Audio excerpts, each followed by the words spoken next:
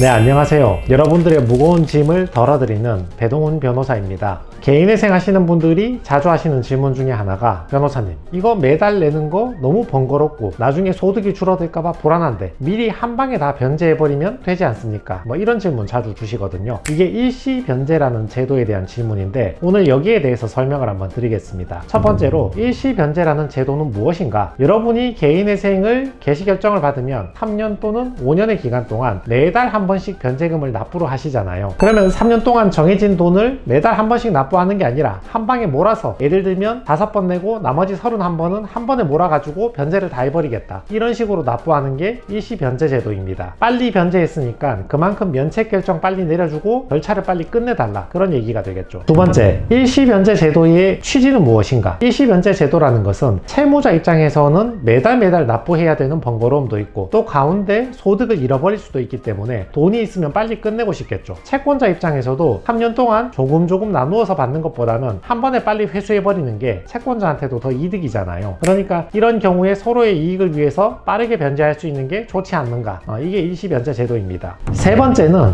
그러면 일시 변제 제도의 요건은 무엇인가? 일시 변제를 하고 싶다고 다 해주는 게 아닙니다. 신청한다고 법원에서 무조건 받아주는 게 아니고, 법원에서는 일정한 요건이 있어야 받아주거든요. 그 요건 중에서 가장 중요한 게 자금의 출처입니다. 여러분 생각해보세요. 방금 전까지 돈 없다고 개인회생 신청해서 나 월급도 적고 뭐 부양가족 많으니까 변제금 줄여달라고 사정 하던 사람이 재판 통과하자마자 갑자기 목돈이 생겼다고 일시 변제하겠다고 합니다. 이 법원 입장에선 약간 황당한 상황이잖아요. 굉장히 모순적인 상황이죠. 일시 변제는 크게 두 가지 경우로 나누어 볼 수 있는데, 남의 재산으로 신청하는 경우가 있어요. 부모님이나 친인척이 내가 개인회생 힘들어하니까 변제금 대신 내주려고 도와주신다. 요거는 그래도 신청해볼 만합니다. 자금의 출처가 채무자 자신이 아니기 때문에 소명을 해볼 만한데, 자금의 출처가 채무자 자기 자신인 경우가 있거든요. 개인회생 통과한 다음에 부모님으로부터 재산을 상속을 받았다, 개인회생 통과하고 복권에 당첨됐다, 뭐 이런 경우가 있죠. 이런 경우는 일시 변제를 신청했다가, 아니 보니까 채무자 자신의 재산이 늘어났네, 이건 일시 변제를 할 사안이 아니라 재산이 늘어났고 형편이 좋아졌으니까 변제금을 더 납부하시오, 청산가치 보장하게 변제금 높이라, 뭐 이런 나쁜 결과를 초래할 수도 있거든요. 그래서 자기의 재산으로 신청하는 것은 주의를 해야 됩니다. 특히 자기의 재산인데 자금의 출처조차 제대로 소명하지 못한다면, 그러면 숨겨놓은 재산 꺼내놨다, 이 말밖에 안 되는 거죠. 단, 자기의 재산이라도 퇴직금 받은 경우에는 신청해 볼 만합니다. 퇴직금은 신청할 때 이미 법원에 신고를 다 한 내용이잖아요. 이제 수령했을 뿐이지, 이거는 뭐 거짓이나 은닉이 없으니까 퇴직금 수령 같은 경우는 신청해 볼 만합니다. 자, 네 번째는, 그럼 일시 변제를 진행하려면 절차가 어떻게 되는가? 일단 1단계로 법원에 신청하면서 서류를 제출해야 되거든요. 제일 중요한 서류는 자금의 출처, 계좌이체 내역, 이런 것들이죠. 그 돈이 누구의 돈인가, 어디서 나온 돈인가, 요거 제출해야 되고, 두 번째는 재산 목록도 다시 제출해야 됩니다. 법원 입장에서는 개인회생 신청할 때하고 지금하고 갑자기 그 돈이 어디에서 나왔는가, 숨긴 재산이 나온 거 아닌가, 옛날 재산하고 지금 재산하고 두 개의 비교를 해보려는 것이거든요. 그리고 일시 변제를 하려는 사실에 대해서 채무자의 진술서도 제출을 해야 되고, 변제 계획안이 수정될 거니까 이 변제 계획안도 수정해서 다시 제출을 해야 됩니다. 2단계는 법원이 채권자한테 이걸 송달을 해서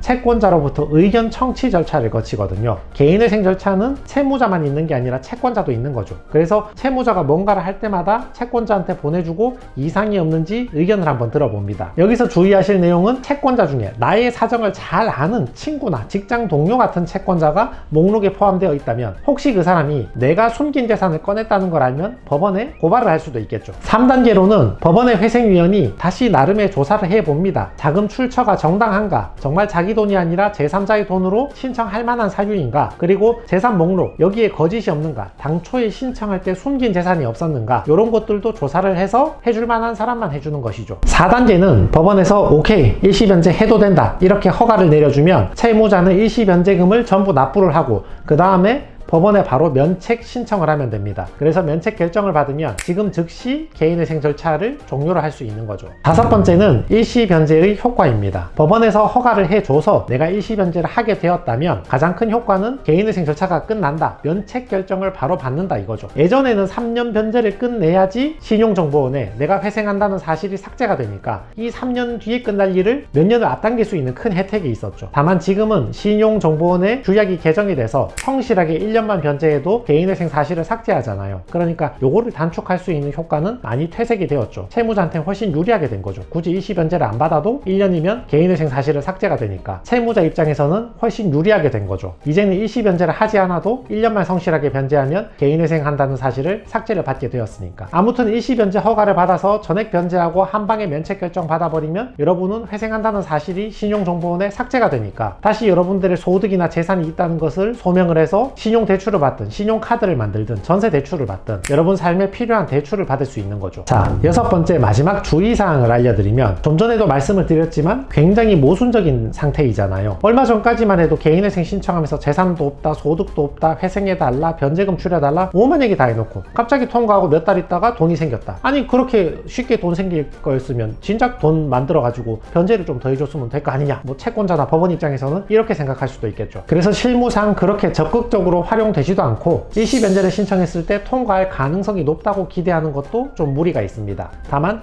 제3자가 자금에 출처라면 그나마 신청을 해서 소명을 해볼 만하고 나 자신이 자금에 출처라면 내 재산 자체가 늘어난 거라면 되려 신청했다가 손해볼 수도 있기 때문에 내 자금이 어디에서 나온 건지 소명 자료가 정확한지 여기에 대해서 변호인과 상담을 해보시고 신청을 하시기 바랍니다. 자, 그래서 정리를 해보면 가족의 도움이나 나의 퇴직금 등 정확히 소명할 수 있는 자료가 있다면 신청을 해볼 만하지만 불분명한 자금 출처라면 괜히 신청을 했다가 더 손해를 보거나 변제금만 높아질 수 있으니까 이 사실을 주의해 주시고 법원에서도 아주 많이 인용해 주는 것은 아니기 때문에 이 점도 유념을 하시고 신청을 한번 해보시기 바랍니다.